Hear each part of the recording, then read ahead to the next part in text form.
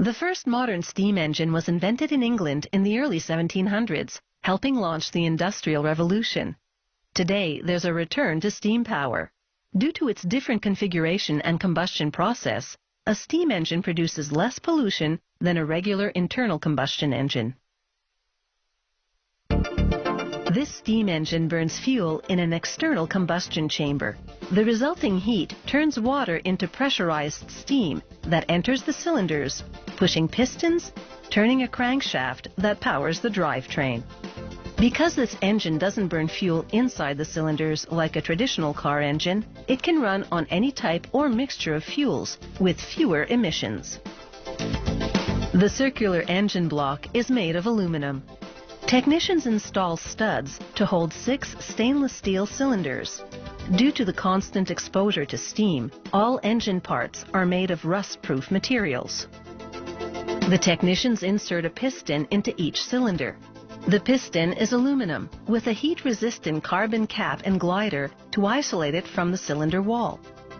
They connect the piston rods to the crankshaft in the center with a specially designed component called a spider bearing.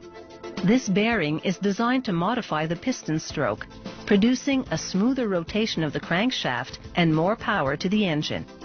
Unlike a traditional car engine with cylinders arranged in line, these cylinders are in a radial configuration and therefore equidistant from the center. This prevents the engine from warping under high temperatures. They place a counterbalance over the spider bearing to further smooth the motion of the crankshaft. They install a push rod over each cylinder. It operates a valve which lets steam enter the cylinder and move the piston. They insert the base of each push rod into a guide ring. Then attach the cylinder heads, each of which houses a steam entry valve. They insert the push rod into the valve.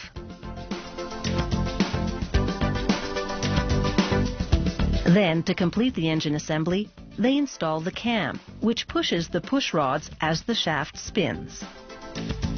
The factory hooks up every completed engine for a couple of rounds of performance testing.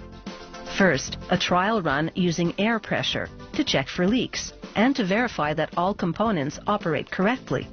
If everything's fine, they then repeat the process with steam pressure. This type of steam engine can power many types of machines, from cars, trucks, and boats to electric generators as we see here. In a vehicle, it doesn't require a transmission because it produces so much rotational power. Now for the heat exchanger, the component which turns water into engine-powering steam. Technicians use a motorized wheel to wind 6 meters of stainless steel tubing into a coil. They bind the coil with steel thread, putting a stitch in between each tube to create a minute gap. That way, when fuel burns in the combustion chamber, the heat can travel over and in between the tubes, heating the water inside faster and more efficiently than if the heat would contact only the coil's top and bottom surfaces. The result? Superheated steam in just 5 seconds.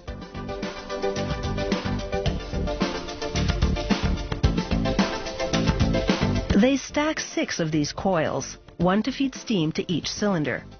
This nest of tubes forms the engine's primary heat exchanger. They test it using any of a number of fuels, even waste fuels which would otherwise be discarded, such as used motor oil and used vegetable oil from restaurant fryers. Virtually anything that burns will do the job. The fuel combusts at low pressure, not at high pressure as in a gas or diesel engine. That means burning fossil fuels to make steam produces far fewer greenhouse gases. And most hydrocarbons burn off completely within the sealed combustion chamber. You never have to refill or top off the water because a condenser cools the steam back into water, which then recirculates. Water is not only the working fluid, it also acts as the engine lubricant, so the steam engine doesn't require motor oil. Besides fuel combustion, this modern steam engine can run on other heat sources, such as solar heat and exhaust heat from furnaces or engines.